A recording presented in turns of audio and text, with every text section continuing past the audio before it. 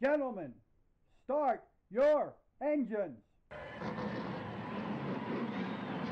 A bad break at Martinsville led to Junior Johnson calling on some help for his ailing driver Neil Bonnett. Contact with a slow car saw Bonnett's thumb get stuck in the wheel and inadvertently bent back so far it touched his wrist. The tough driver from Alabama continued to drive and snapped it back into place before finishing the race fifth. He went to a doctor later that week and found out that his thumb was indeed broken. Bonnett drove the next 3 races, but in that third race he re-injured his thumb. That led to Johnson stepping in. Benny Parsons qualified the number 12 car ninth at Riverside for Bonnett, who started the race in the car to ensure he earned as many Winston Cup points as he could.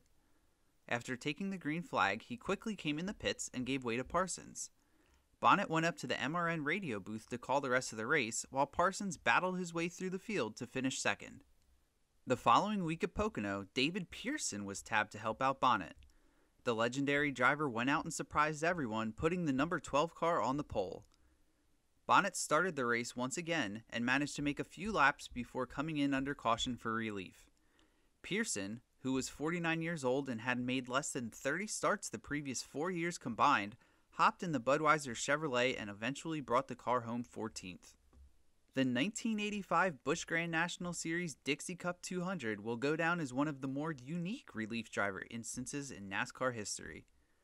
Former series champion Jack Ingram had Harry Gant take over his number 11 Skoal Oldsmobile at Darlington. Gant, the driver of the Skoal Bandit in the Winston Cup Series, overcame a stop-and-go penalty to claim the checkered flag for Ingram. The great run by Gant proved to be huge as Ingram went on to win the Grand National title by only 29 points. In that same event, David Pearson took over the Chattanooga Chew Pontiac for his son Larry. The elder Pearson was caught up in a late race accident, which led to a conversation between Pearson and Charlie Luck.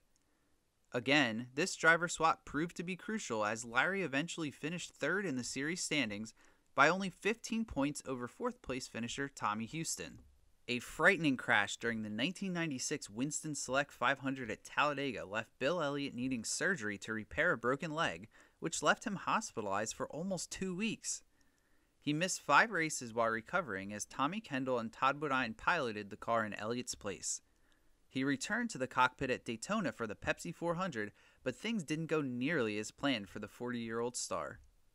The McDonald's Ford came down pit road multiple times early on as the car was overheating on a scorching hot Saturday in Daytona. Elliott went a handful of laps down while his team worked on the car in the pits, but eventually gave way to Derrike Cope, who retired early due to engine issues. Elliott climbed from his car and told ESPN that he had nothing to gain and everything to lose, so he felt it was the best move to just put somebody else in the car. Cope brought the number 94 car home 37th in a race called early due to rain. Speaking of Elliott, he almost drove what in the 1994 Budweiser 500 at Dover? Midway through the race, Dale Earnhardt slammed the wall out of Turn 4 and destroyed the right side of his Goodwrench Chevrolet. This car was so heavily damaged that he almost ran into the pace car as he was pulling off the track. Earnhardt told TNN's Randy Pemberton that he Charlie horsed his knee and stretched some ligaments in his neck. At the time, he was in a battle with Ernie Irvan for the Winston Cup points lead, so the Goodwrench crew worked hard to get the number 3 car back on track to gain some valuable Winston Cup points.